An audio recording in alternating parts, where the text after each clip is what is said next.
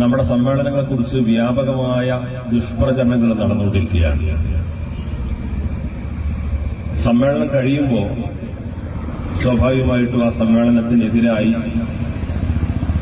പല പ്രവർത്തനങ്ങളും നടത്തിയവരൊക്കെ ഇതിങ്ങനെ ഒരു സമ്മേളനമാണ് എന്ന് ഞങ്ങൾ ധരിച്ചില്ല എന്ന് തിരുത്തി പറയുന്ന സാഹചര്യമാണുള്ളത്. പരിശുദ്ധ ഇസ്ലാമിന്റെ യഥാർത്ഥ മാർഗരേഖയായിട്ടുള്ള അഹ്ലുസുന്നത്തി വൽ ജമാഅയുടെ ആശയാദർശങ്ങൾ പ്രചരിപ്പിക്കാനും അതിനെതിരായി വരുന്ന ആശയ പ്രചാരണങ്ങളെ നിയമവിധേയമായി പ്രതിരോധിക്കാനുമാണ് ഈ സംഘടന രൂപീകരിച്ചത്. അപ്പൊ സ്വാഭാവികമായിട്ടും നമ്മുടെ ആദർശ സമ്മേളനങ്ങളാണെങ്കിലും ആദർശ പ്രചാരണങ്ങളാണെങ്കിലും നമ്മുടെ സംഘടനാ പ്രവർത്തനങ്ങളാണെങ്കിലൊക്കെ സമസ്ത കേരള ജംഇയ്യത്തുൽ ഉലമയുടെ പ്രഖ്യാപിത നിലപാടുകളിലൂന്നി അതിന്റെ തീരുമാനങ്ങൾക്കനുസൃതമായിട്ട് മാത്രമേ എല്ലായിടത്തും നടക്കാറുള്ളൂ, ഇനിയും അങ്ങനെ നടക്കുകയുള്ളൂ. അതാണ് അതിന്റെ പ്രവർത്തനവും ശീലവുമൊക്കെ. പക്ഷെ നമ്മുടെ സംഘടനയെ വലിയ തോതിൽ സമൂഹത്തിൽ തെറ്റിദ്ധരിപ്പിക്കാൻ പലരും ഇന്ന് ശ്രമിച്ചുകൊണ്ടിരിക്കുന്ന ഒരു കാലമാണ്. കാരണം സമസ്ത കേരള ജംഇയ്യത്തുൽ ഉലമ ചരിത്രത്തിലേറെ ശ്രദ്ധ പിടിച്ചു പറ്റിയിട്ടുള്ള ഒരു സംഘടനയായി ഒരു വലിയ പ്രസ്ഥാനമായിട്ട് മാറിയിരിക്കുകയാണ്. അതിന്റെ 100ാം വാർഷിക ആഘോഷമാണ് ഇപ്പോൾ പ്രഖ്യാപിച്ചിരിക്കുന്നത്. 100 വർഷം പഴക്കമുള്ള മറ്റു പല സംഘടനകളും അത് രാഷ്ട്രീയ രംഗത്താണെങ്കിലും മതരംഗത്താണെങ്കിലും ഒക്കെ നമ്മുടെ നാട്ടിൽ പ്രവർത്തിക്കുന്നുണ്ട്. ആ സംഘടനകൾക്കെല്ലാം ഒരുപാട് വ്യത്യാസങ്ങൾ, ആശയപരമായും നയപരമായും ഒരുപാട് അപജയങ്ങൾ, മാറ്റിത്തിരുത്തലുകൾ നിരന്തരമായിട്ട് നടന്നുകൊണ്ടിരിക്കുകയാണ്.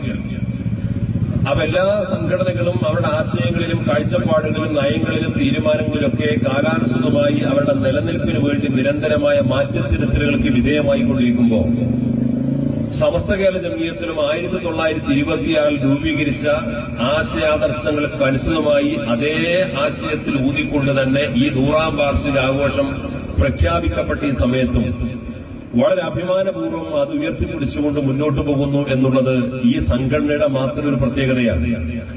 നമുക്ക് ഇന്നുവരെ സമസ്ത കേരള ജംഇയ്യത്തുൽ ഉലമയുടെ തീരുമാനങ്ങളെ, അതിന്റെ നയങ്ങളെ, അതിന്റെ കാഴ്ചപ്പാടുകൾ, അതിന്റെ പഴയകാല പ്രമേയങ്ങളെ ഒന്നും തള്ളിപ്പറയേണ്ട ഗതികേട് വന്നിട്ടില്ല. ഇങ്ങനെ സംവിധാനം വളർന്നു വരുമ്പോ ഈ സംവിധാനത്തെ പിന്നെ എങ്ങനെ തളർത്താം, ഇതിനെങ്ങനെ മോശമായി ചിത്രീകരിക്കാം, ഇതിനെങ്ങനെ ജനങ്ങൾക്കിടയിൽ ഇതിന്റെ ഇമേജിനെ തകർക്കാം, ഇതാണ് പല ആളുകളെയും ഇന്നത്തെ പ്രധാനപ്പെട്ട അജണ്ട. സമസ്ത കേരള ജംഇയ്യത്തുൽ ഉലമ എന്ന് പറഞ്ഞാൽ, അതിന്റെ പോഷക സംഘടനകൾ എന്ന് പറഞ്ഞാൽ, അതിന്റെ പ്രചാരണങ്ങളും സമ്മേളനങ്ങളും പദ്ധതികളും എന്നൊക്കെ പറഞ്ഞു കഴിഞ്ഞാൽ ഇതെന്തൊക്കെ ഒരു മോശപ്പെട്ട ഏർപ്പാടാണെന്ന് ജനങ്ങളെ തെറ്റിദ്ധരിപ്പിച്ചുകൊണ്ട് ഈ പ്രസ്ഥാനത്തെക്കുറിച്ചുള്ള മതിപ്പിനെ ഇല്ലായ്മ ചെയ്യാൻ വേണ്ടിയിട്ടുള്ള വലിയ ആസൂത്രിതമായ പദ്ധതികൾ നമ്മുടെ നാട്ടിൽ ഇന്ന് അരങ്ങേറിക്കൊണ്ടിരിക്കുന്നു. ഈ പദ്ധതിക്ക് പിന്നിൽ ഇവിടുത്തെ വിദായി പ്രസ്ഥാനങ്ങളുണ്ട്, ഇവിടുത്തെ പല സംഘടനകളുമുണ്ട്. ഈ പ്രസ്ഥാനത്തിന്റെ വളർച്ചയും ഉയർച്ചയും സ്വാധീനവും അംഗീകാരവും ഇഷ്ടപ്പെടാത്ത പല ആളുകളും ഈ മുന്നണിയിൽ ഒറ്റക്കെട്ടാണ്. അത് പരസ്യമായി പറയുന്നവരുണ്ട്, പരസ്യമായി പ്രചരിപ്പിക്കുന്നവരുണ്ട്. എന്നാൽ രഹസ്യമായി അതിനാവശ്യമായിട്ടുള്ള അജണ്ടകൾ നിർമ്മിച്ചു കൊടുക്കുന്നുണ്ട്. മറ്റു പലരുടെയും മെഗാഫോണുകളായിട്ട് ഈ സംഘടനയ്ക്കെതിരെ വിമർശനം ഉന്നയിക്കുന്ന ആളുകളുണ്ട്. ഇവിടെ നമ്മൾ ചിന്തിക്കേണ്ടത്, ഈ സമസ്ത കേരള ജംഇയ്യത്തുൽ ഉലമ എന്ന് പറയുന്ന ഈ മഹത്തായ പ്രസ്ഥാനം അതിന്റെ 100ാം വാർഷികത്തിലേക്ക് അഭിമാനത്തോടുകൂടി കാലെടുത്ത് വെക്കുമ്പോ ഈ പ്രസ്ഥാനത്തിൽ എങ്ങനെയെങ്കിലും ഭിന്നിപ്പുണ്ടാക്കാൻ കഴിയുമോ എന്നുവരെ തന്ത്രങ്ങൾ മെനഞ്ഞുകൊണ്ടിരിക്കുന്ന ആളുകളുണ്ട്.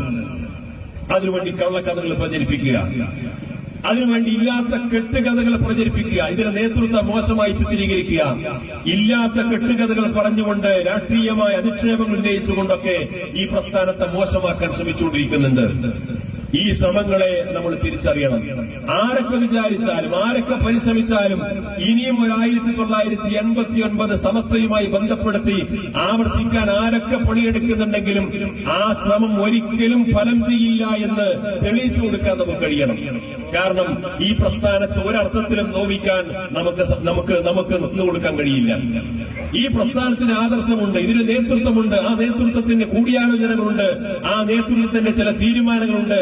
ആ തീരുമാനങ്ങൾ അക്ഷരം വെറുതെ അനുസരിക്കുക, അതനുസരിച്ച് മുന്നോട്ട് പോവുക എന്നുള്ളതാണ് ഈ പ്രസ്ഥാനത്തെ മാനിക്കുന്ന ബഹുമാനിക്കുന്ന ആളുകൾക്ക് ചെയ്യാനുള്ളത്. ഇക്കാലമത്രയും അനുസരണയുള്ള ഒരു സംഘടനാ പ്രവർത്തകരും ആ പ്രവർത്തന വിങ്ങും ഈ വിഭാഗവും നമ്മുടെ സംഘടനയ്ക്കുണ്ടായതുകൊണ്ടാണ് ഈ 100 വർഷക്കാലം ഈ സംവിധാനം മുന്നോട്ട് പോയത്. നമ്മുടെ ബഹുമാന്യരായ മഹല്ല് ഭാരവാഹികൾ, മദ്രസ ഭാരവാഹികൾ, സ്ഥാപന ഭാരവാഹികൾ എല്ലാവരും തിരിച്ചറിയേണ്ട ഒരു കാര്യം, ഞങ്ങളാണ് ഇവിടെ ബിൽഡിംഗ് ഉണ്ടാക്കിയത്, ഞങ്ങളാണ് കെട്ടിടം ഉണ്ടാക്കിയത്, ഞങ്ങളാണ് ശമ്പളം കൊടുക്കുന്നത്, ഞങ്ങളാണ് സാമ്പത്തികമായി സഹായിക്കുന്നത് എന്നൊക്കെ അവകാശപ്പെടാൻ ആളുകളുണ്ടാകും. ആ അവകാശവാദത്തെ ഒന്നും നമ്മൾ നിരാകരിക്കുന്നില്ല. എല്ലാം ബഹുമാനത്തോടുകൂടി തന്നെ സ്വീകരിച്ചുകൊണ്ട് തന്നെ പറയട്ടെ, ദീൻ പഠിക്കണം, ദീൻ പഠിപ്പിക്കണം, ദീനീ ബോധത്തോടുകൂടി ഈ തലമുറ വളർന്നു വരണമെന്ന് ആഗ്രഹിക്കുന്ന ആ ബോധമുള്ള ഒരു ജനവിഭാഗം ഇവിടെ ഉണ്ടായി വന്നിട്ടുണ്ടെങ്കിൽ ആദരണീയരായ പണ്ഡിതന്മാരുടെ ഉപദേശ നിർദ്ദേശങ്ങൾക്കനുസരിച്ചുകൊണ്ട് ജീവിക്കുന്ന ഒരു തലമുറ ഇവിടെ ഉണ്ടായതുകൊണ്ടാണ്. കേരളത്തിലെ മുജാഹിദ് പ്രസ്ഥാനം ഇന്ന് ഏറ്റവും ചുരുങ്ങിയത് 8 ഗ്രൂപ്പുകളായി തിരിഞ്ഞിരിക്കുകയാണ്. 8 ഗ്രൂപ്പുകൾ. എന്താണ് കേരളത്തിലെ മുജാഹിദ് പ്രസ്ഥാനം ആശയപരമായി തന്നെ 8 ഗ്രൂപ്പുകളായി തരംതിരിയാൻ കാരണം? അത്രമേൽ അതിന്റെ ആശയത്തിൽ അപജയം സംഭവിച്ചിരിക്കുന്നു എന്നല്ല അതിന്റെ താല്പര്യം. ഓരോ 5 വർഷം കൂടുമ്പോഴും കമ്മിറ്റിമാർ നമ്മൾ കേട്ടിട്ടുണ്ട്. പക്ഷെ തൗഹീദിന്റെ നിർവചനം പുതുക്കി നിശ്ചയിക്കേണ്ട ഗതികേടിലേക്ക് കേരളത്തിലെ മുജാഹിദ് പ്രസ്ഥാനം എത്തിയെന്ന് പറഞ്ഞാൽ എന്താണ് അതിന് സാധാരണ ബുദ്ധി കൊണ്ട് മനസ്സിലാക്കേണ്ടത്? ഓരോ 3 വർഷം കൂടുമ്പോൾ ജനബോഡി കൂടുക, ഓരോ 5 വർഷം കൂടുമ്പോൾ ജനബോഡി കൂടുക, 5 വർഷം കൂടുമ്പോൾ കമ്മിറ്റി മാറുക എന്ന് നമ്മൾ കേട്ടിട്ടുണ്ട്. 5 വർഷം കൂടുമ്പോൾ തൗഹീദിന്റെ നിർവചനം പുതുക്കി നിശ്ചയിക്കേണ്ട ഗതികേടിലേക്ക് കേരളത്തിലെ മുജാഹിദ് പ്രസ്ഥാനം എത്തി എന്ന് പറഞ്ഞാൽ എന്താണെന്ന് നമ്മൾ മനസ്സിലാക്കേണ്ടത്? ആദർശപരമായി കെട്ടുറപ്പും ഭദ്രതയും ഇല്ലാത്ത ഒരു സംവിധാനമായിട്ട് അവർ മാറിപ്പോയി എന്നുള്ളതാണ്. ജമാഅത്ത് ഇസ്ലാമിക്ക് അതിനെ സംഭവിച്ചുകൊണ്ടിരിക്കുന്ന സ്വന്തം സ്ഥാപക നേതാവിനെ തള്ളി പറയേണ്ട ഗതികേട് വന്നു എന്ന് പറഞ്ഞാൽ എന്താണ്?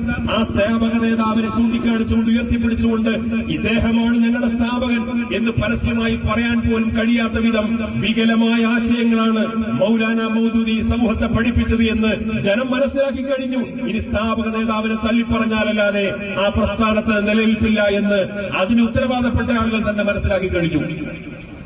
സമസ്ത കേരള ജംഇയ്യത്തുലമക്ക് മലക്കൽ മുല്ലക്കോയത്തങ്ങളെ തള്ളിപ്പറയേണ്ടി വന്നിട്ടില്ല. നമ്മൾ അദ്ദേഹത്തെ പ്രകീർത്തിച്ചുകൊണ്ടിരിക്കുന്നു. ശംസുലമയെ തള്ളിപ്പറയേണ്ടി വന്നിട്ടില്ല. കണ്ണിത്തുസ്താദിനെ തള്ളിപ്പറയേണ്ടി വന്നിട്ടില്ല.